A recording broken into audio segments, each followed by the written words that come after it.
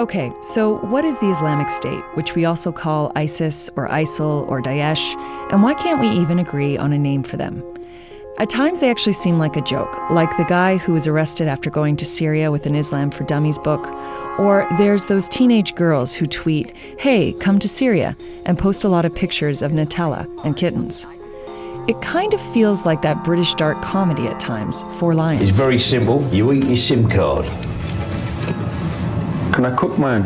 But obviously they're not a joke, not when they've held territory bigger than Britain and beheaded prisoners and managed to carry out attacks like those in Paris, Iraq, or Brussels. See, that's the problem. They're a bit of everything. They're a terrorist group that operates like a state, and they attract die-hard ideologues. Their leadership is savvy and smart, and at one point anyway, they had a lot of money. But it's also terrorism's theater of the absurd. The name confusion comes from the fact that they call themselves the Islamic State of Iraq and the Levant, or the Islamic State of Iraq and al-Sham, both historical names for Syria, and that's where the acronyms ISIL and ISIS come from.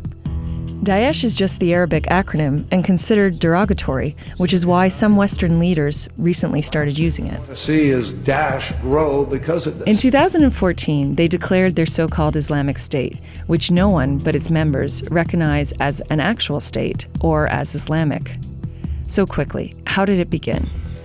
Pretty much when the US invaded Iraq and a Jordanian named Abu Musab al-Zarqawi started Al-Qaeda in Iraq, or AQI as it was known. He had an on-again, off-again relationship with Osama bin Laden. He was also known for beheading people, and yes, he was also at times laughable. Like the time he starred in a propaganda video, wearing New Balance shoes and having some trouble firing his gun.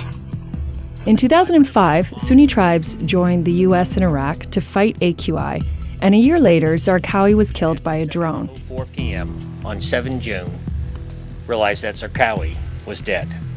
They were pretty much beaten then, or really diminished anyway. But some of its members regrouped in a US-run prison in Iraq called Camp Bucca, where they met former military men with Saddam Hussein's regime. Abu Bakr al-Baghdadi, who would later become the caliph of the so-called Islamic State, was one of the prisoners. Fast forward to the tragedy in Syria, when Syrian President Bashar al-Assad slaughtered thousands of his own people. Daesh was never really focused on fighting Assad, but eventually emerged as the strongest force, attracting fighters from 100 countries around the world. There are estimated about 30,000 foreign fighters, Canadians among them. So why would anyone join this barbarity? It's hard to comprehend, but Daesh has managed to tap into a young generation frustrated with their lives. Some simply go to get a job. Some went to get married. Some had troubled or criminal pasts and saw their conversion to Islam as their savior.